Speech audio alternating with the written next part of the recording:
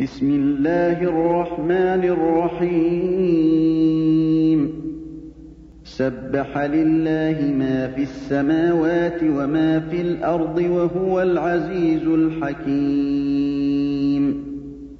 هو الذي أخرج الذين كفروا من أهل الكتاب من ديارهم لأول الحشر ما ظننتم أن أعوذ بالله من الشيطان الرجيم بسم الله الرحمن الرحيم الحمد لله ثم الصلاة والسلام على أشرف المرسلين سيدنا محمد وعلى آله وصحبه وسلم رب اشرح لي صدري ويسر لي أمري واحلل عقدة من lisani yafqahu qawli. Chers croyantes et croyants en Allah, nous voici encore aujourd'hui, ce jour, samedi 22 Rajab 1442, équivalent au 6 mars 2021. Une fois encore, avec notre essai d'interprétation des versets du Coran. Nous allons nous suivre ensemble pendant les 30 minutes encore avec notre essai.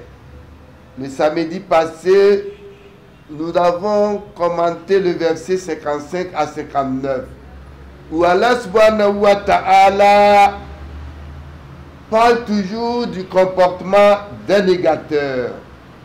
Et Allah s'interroge sur l'attitude des gens de Makka à l'arrivée du prophète Mohammed. Ils avaient un comportement qui était complètement de critique à l'égard du prophète à chaque fois qu'Allah lui révélait les versets du Coran où ce dernier parlait de l'islam. Allah, au cours de ces versets, nous a montré qu'il a placé une couverture dans leur cœur. Et ces derniers cherchent toujours à faire la vérité ou toujours à faire taire la vérité par l'arme du faux. Allah, enfin, a donné l'opportunité aux faibles croyants, aux faibles de croyance qu'ils étaient, afin de se repentir et avoir la miséricorde d'Allah.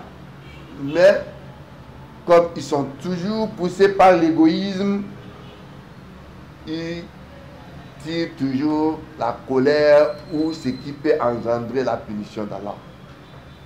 Aujourd'hui, samedi 22 Rajab 1142, qui équivaut au 6 mars 2021, nous allons entamer l'étape du verset 60 qui n'est qu'autre que l'histoire de Hidr et de Moussa.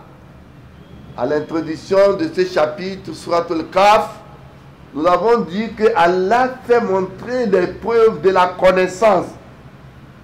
Donc, ces versets qui vont suivre vont nous amener donc à réfléchir sur les preuves de la connaissance et du savoir entre Hidr et Moussa qui a été éprouvé par la connaissance. Inch'Allah, nous verrons donc dans ces versets ce qu'Allah parle en termes de connaissance cachée et de connaissance de la jurisprudence islamique.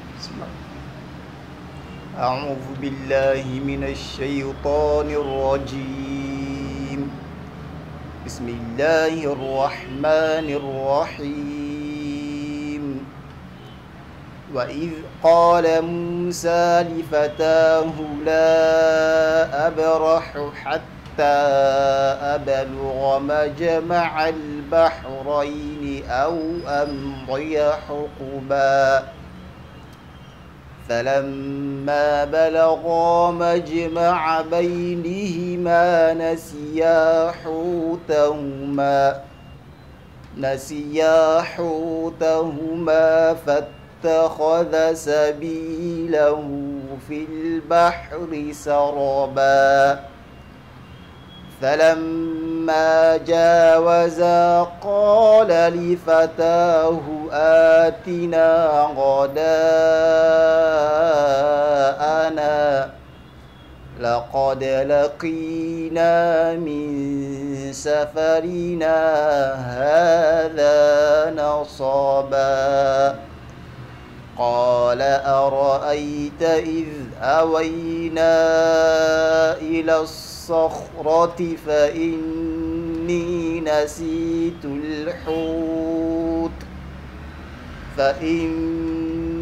نسيت الحوت وما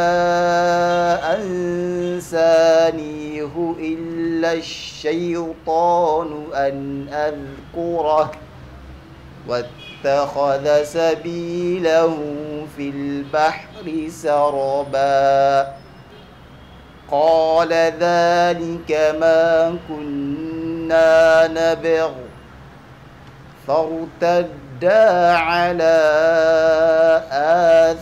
آثارهما قصصا فوجدا عبدا من عبادنا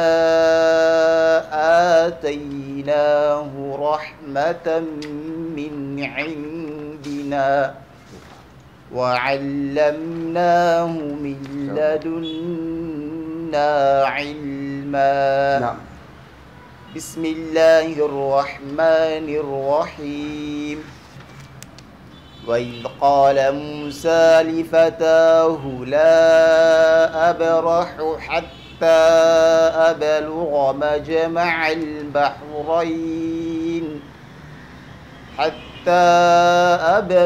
مجمع البحرين أو أمضي حقبا. Allah Jalla wa'ala, dans ce verset, nous ramène l'histoire de l'épreuve entre Moussa et Khidr. Il a été posé la question un jour à Moussa, quand il faisait un prêche, s'il y avait quelqu'un qui avait plus de connaissances que Moussa. Et le prophète Moussa de répondre, il dit, je ne crois pas qu'il y en a sur cette terre qui a la connaissance mieux que moi, Moussa. Alors, Allah donc révéla à Moussa d'aller donc aux deux confluents des deux mers. Là, il trouvera quelqu'un qui est plus intelligent que lui. Puisque Moussa avait cru qu'il avait plus de connaissances et que lui, il détenait la connaissance que personne n'avait. Et Allah dit à Moussa d'aller aux deux confluents, car il a été déjà mis à l'épreuve de la connaissance. Celui qui croit connaître une quantité prodigieuse de choses qu'il ignore connaître, en réalité ne connaît rien. Allah dit alors, Waïskola Moussa Lifata, quand Allah lui a révélé ça, ainsi, donc rappelle-toi alors, quand Moïse, qui est Moussa, dit à son valet Al-Fatah, Lifata, où son valet n'est rien d'autre que Yusha. Donc Yusha qui est de la lignée de Yacoub, Yus qui est de la lignée de Yusuf et de Yacoub. Il lui dit, quand donc il dit à son valet qui est Yusha, je n'arrêterai pas avant d'avoir atteint le confluent des deux mers, du suis marché de longues années. D'où la recherche de connaissances ou de savoir qui a commencé à entamer par Moussa.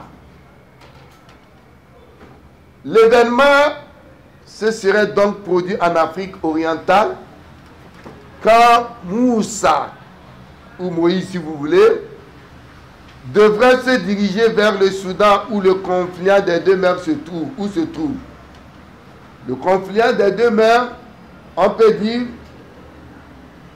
c'est là où se rencontrent le Nil bleu et le Nil blanc. ce n'est rien d'autre qu'au niveau du golfe d'Aqaba et le golfe de Suez qui est proche de la péninsule de Sinaï. L'épisode nous illustre 4 points essentiels.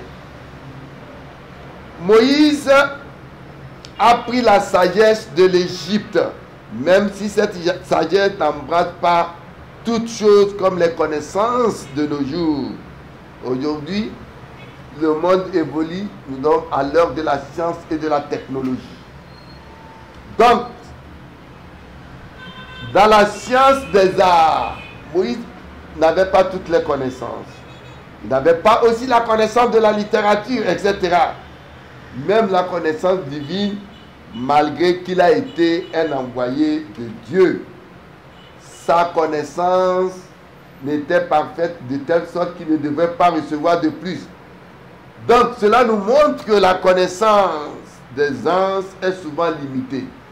Il avait une connaissance de jurisprudence, mais il était limité. Et dans ce verset, Allah nous montre qu'il faut toujours un effort constant. Un effort constant est nécessaire pour garder notre connaissance ou l'adapter au temps. Je disais tantôt, nous sommes au temps de la technologie. Il faut adapter notre connaissance à la science et à la technologie. Aujourd'hui, c'est la vitesse. Donc, l'homme mystérieux qui devait apprendre à Moussa ce qu'il ignore, n'était rien d'autre que Hydre. Hydre, littéralement, veut dire quelque chose de vert, était doté d'une connaissance verte et qui est fraîche. Il y a des paradoxes dans la vie. Une perte apparente peut être un gain, ou tout du moins un malheur apparent peut être aussi une bénédiction. Et puis retourner aussi le bien pour un mal peut être une justice et non une générosité. La sagesse divine dépasse les calculs humains. Vous allez suivre avec nous que la connaissance de Hydre est une connaissance basée sur la gestion des choses, al-watin, alors que la connaissance de Moussa était une connaissance basée sur uniquement la jurisprudence qui est la transparence. Nous suivons alors à la recherche de Hydre. Bismillah. فلما بلغا مجمع بينهما نسيا حوتهما فاتخذ سبيله في البحر سربا. Donc à la recherche de Hydre, Moussa prend le chemin avec Yusha. Allah dit falamma balaga majma'a baynihima. Allah dit puis lorsque tous deux, c'est-à-dire Moussa et Yusha, tous deux ils atteignent le confluent des deux mers, Allah dit Nasiyahu tahuma. Allah dit ils oublient leurs poissons. Fataraza sabilahu fil bahri saraba. Leurs poissons qui prirent alors librement son chemin dans la mer. Qu'est-ce qui s'était passé? Pour ce déplacement, Moussa avec Yusha s'était procuré d'un poisson avec du pain, au cas où il devenait alors qu'ils arrivaient à avoir faim pour manger. Et le poisson était un signe du lieu où Moussa devrait croiser son maître mystérieux. Et cela ne pourra que s'indiquer par la disparition de ce poisson.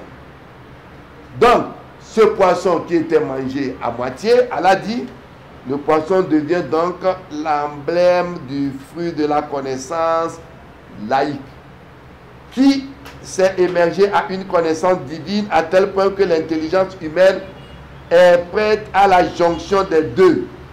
L'émergence de la connaissance laïque ne produit pas en lui-même la connaissance divine. Cette dernière doit être recherchée avec patience. Le poisson donc devient un symbole de recherche ou pour retrouver alors Hydre. Bismillah.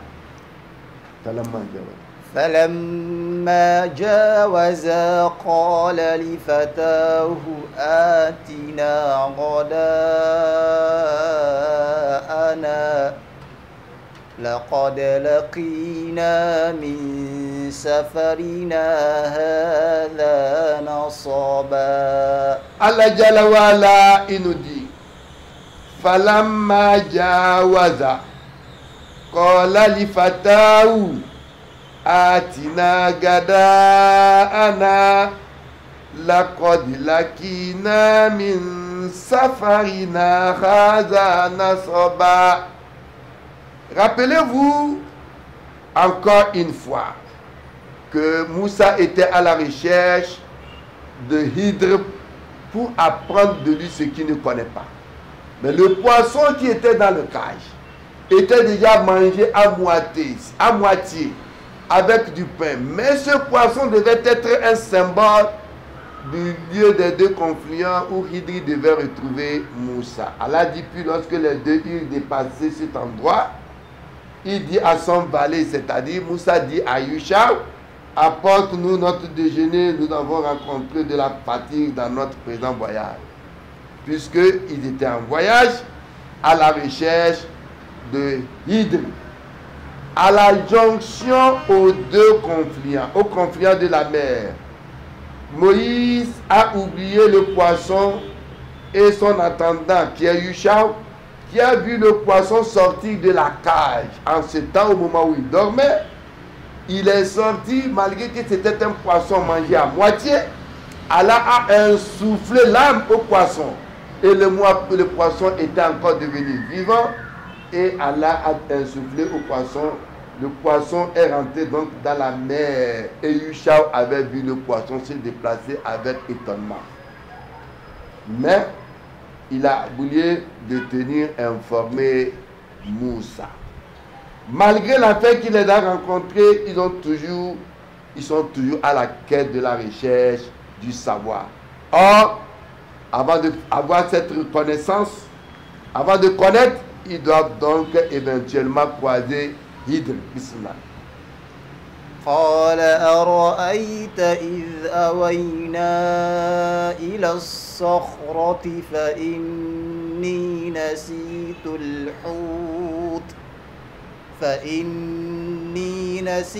الحوت وما أنسانيه إلا الشيطان أن أذكره واتخذ سبيله في البحر عجبا. Allah Jalla wa Ala continue avec ce verset. Allah dit Qala ara'ayta iz awayna ila saharat. Quand Moïse demanda à Yusha d'amener leur nourriture, c'est-à-dire le pain et le poisson, c'est en ce temps que Yusha répond, le valet, c'est Yusha dit, quand nous avons pris refuge près du rocher, Kola araeita iz awayna ila saharat. Quand nous avons pris refuge près du rocher, fa inni nasitul huta. Il dit, vois-tu, j'ai oublié le poisson. Et il dit, Wama ansani ou illa shaitan. Il dit, le diable seul m'a fait oublier de te le rappeler. An azkurahu. De te rappeler que le poisson en réalité était sorti de la cage pour entrer dans la mer. Il dit, Wa tarada sabila ou fil bahari ajaba. Et il a curieusement pris son chemin dans la mer. Allah dit Wama ansaniyahu illa shaitan. Anna nisyan mi shaitan. Ce verset nous fait comprendre que quand quelqu'un oublie, l'oubli fait toujours partie des actes de shaitan. Wa imma yansayannaka shaitan fala taq'ud ba'da zikra ma'al qawmi zalimin.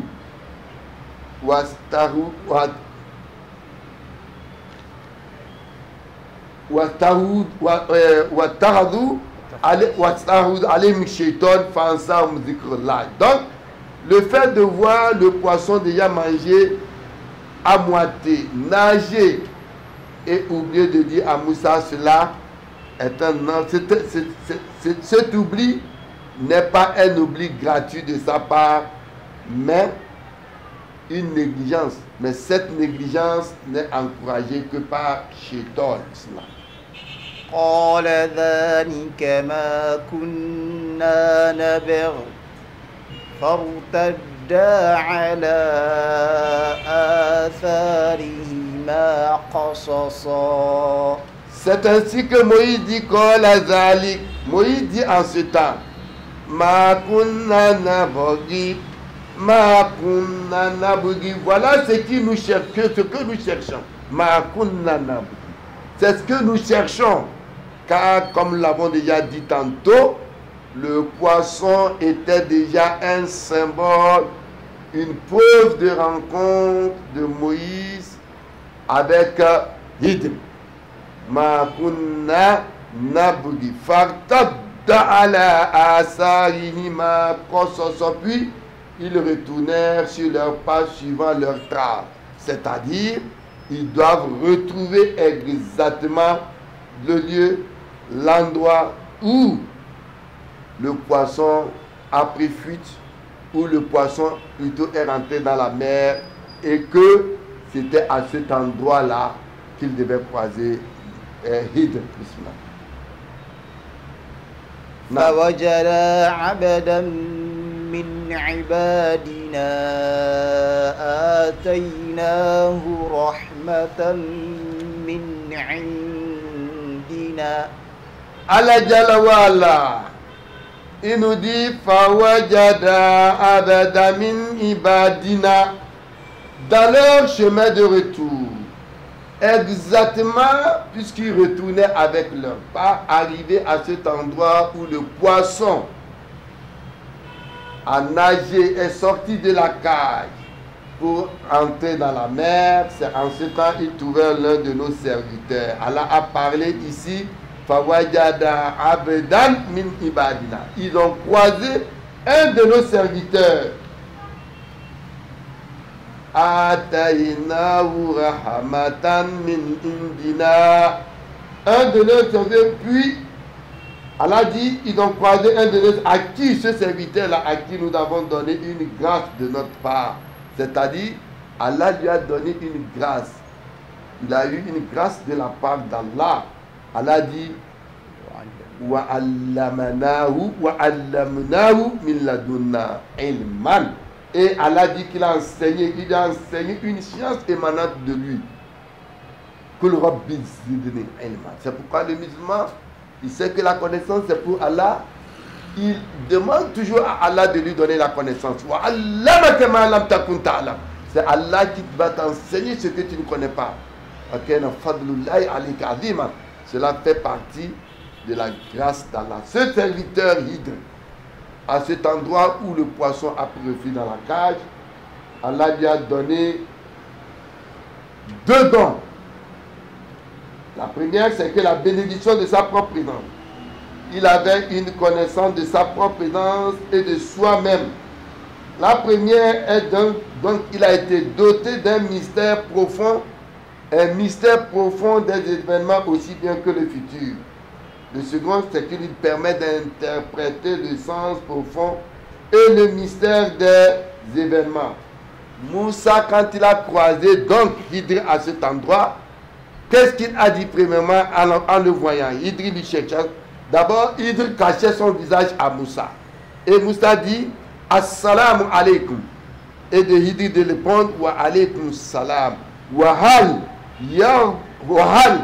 bi ardi min salam. La question qu'il dit, y a-t-il sur cette terre où moi, Hidr, je vis, un être qu'il fait le salam? Cela voudrait savoir que cet endroit, la question est de savoir, Hidr vivait avec qui? Il était pratiquement seul, ou bien il vivait avec une communauté, mais il était étonné qu'un être vivant puisse lui faire le salam. Et il dit, alors, il demanda, qui es-tu? Moussa dit, je suis Moussa. Il dit, Adrani bikallazi adrakabi. Il veut savoir, Moussa, que veux-tu de moi? Je veux de toi ce que tu veux de moi. Alam yakun laka fi bani Israël Ma yashfika an safari ila huna. Il demande à Moussa. Ça ne te suffisait pas au sein de Bani Israël, ça ne te suffisait pas pour venir jusqu'ici chercher une connaissance. Il dit Bala walakinni umirtu an atika li tu'allimani mimma ullimta rushda. Il dit non, c'est parce que j'ai été ordonné de venir à cet endroit afin que tu puisses m'apprendre ce que j'ignore. Amma yakfika an tawrata biyadik. Il lui demande, la Taurate qui est dans ta main ne te suffit pas? La Taurate, si vous vous rappelez, c'est le livre qu'Allah a révélé à Moussa. Vous savez, aujourd'hui, le musulman croit au principe qu'Allah a révélé la Taurate, la Torah à Moïse, comme il a révélé l'évangile à Jésus. Alors, il dit non, il a été donc demandé par Allah de venir à cet endroit afin de puisse apprendre de lui ce qu'il ignore. On prend ce verset. Le début. Bismillah. قال له موسى هل أتبعك على أن تعلمني مما علمت رشدا. C'est ainsi après donc cette connaissance et cette salutation que Moussa alors demande à Hidra. Qala lahu Moussa, Allah dit, l'autre c'est Moussa. Il dit à Hidra, hal attabi'uka ala an tu'allimani. Alors vraiment, l'autre dit vraiment, hal attabi'uka. Pourrais-je te suivre? Alors puis-je te suivre à condition que tu m'apprennes de ce qu'on t'a appris concernant une bonne direction. C'est-à-dire, Moïse demande à Moussa, pourrais-je donc te suivre à condition à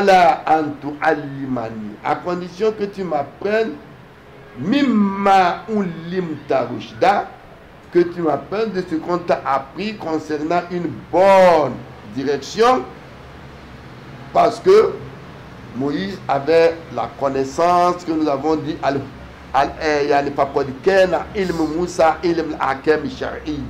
Moussa n'avait rien d'autre que la connaissance de la jurisprudence, alors qu'avec Hidri il avait autre connaissance cachée. Khudri mi Moussa wal Hidri min mu'min jinn. La question est de savoir si Hidr était parmi les djinns croyants. Parce que ce sont les djinns, comme dit Humul ladina qala lahum fihim innahu yarakum huwa wa qabiluhu min haythu la tarawun. Donc, la question est de savoir cette connaissance que détenait donc Hidr, est-il une connaissance tout à fait naturelle ou bien provient d'Allah subhanahu wa ta'ala. Bismillah.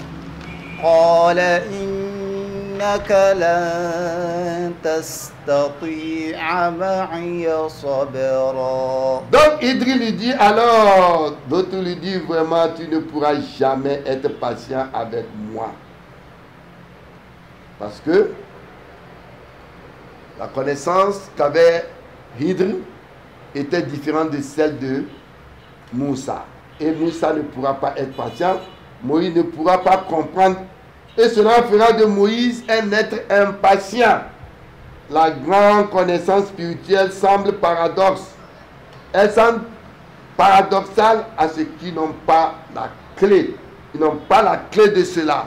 Parce que Hidri savait que Moussa verra donc des choses qu'il ne pourra pas supporter.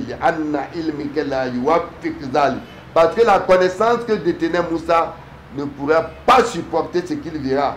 Zohira, le munkar wa batin wa geruzal.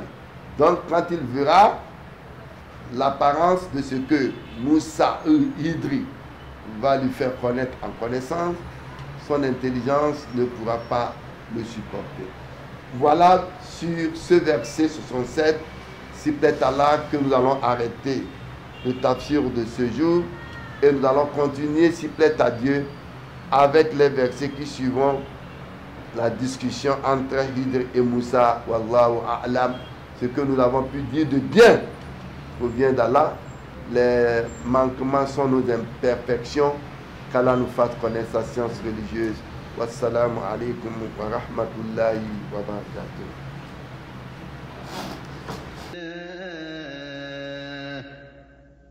وتلك الأمثال نضربها للناس لعلهم يتفكرون